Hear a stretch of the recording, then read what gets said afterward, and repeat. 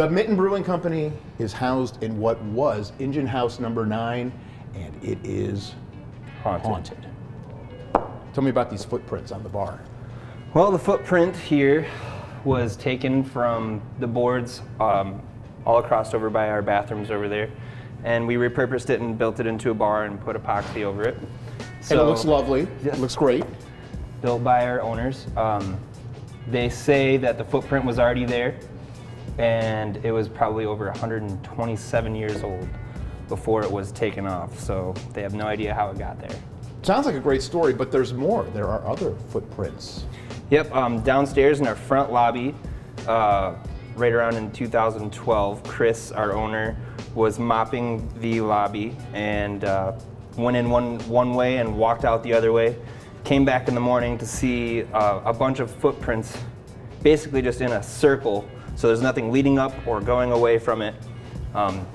Pretty creepy if you ask me. There is a story though, correct, about firefighters.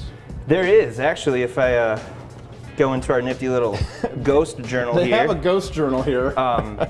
'Twas written that a customer came in on February 21st, 2016, that was a former Grand Rapids fireman that claims that there was a firefighter who hung himself in Engine House 11 over on Diamond and Chester, and they claim that he haunts local firehouses looking for his friends.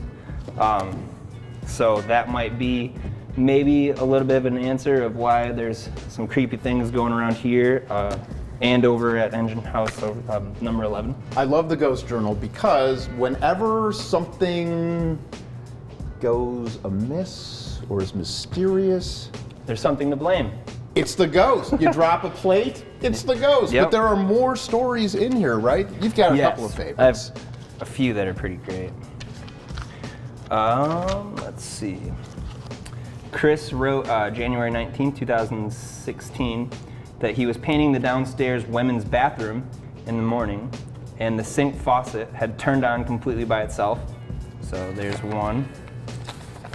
One of our managers was eating upstairs on June 1st of this past year and noticed something out of the corner of her eye. She heard a laugh, so she got up to see who it was, because we kind of like to scare people around here. It's kind of the thing, being haunted.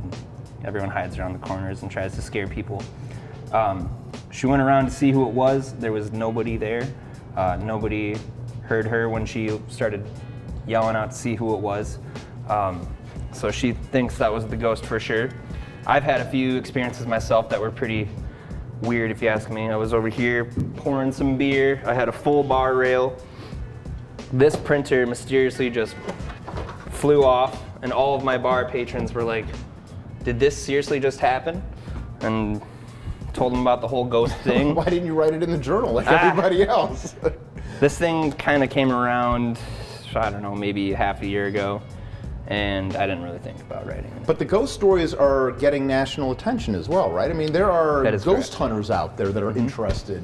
Yeah, in Mitten Brewing Company. I don't know if they're gonna let anybody do that here, just because if there is something that is here, we definitely don't want to disturb it and make things worse for us workers here that have to come in every day, work countless hours here. Especially, there's a lot of people that are here after hours by themselves or with one other person, or coming in by themselves in the morning. And as soon as something goes wrong, they're not going to want to work anymore, and we want to keep things going here.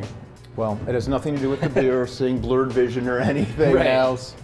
Kevin, awesome seeing you on the draft. Thank you. Boom.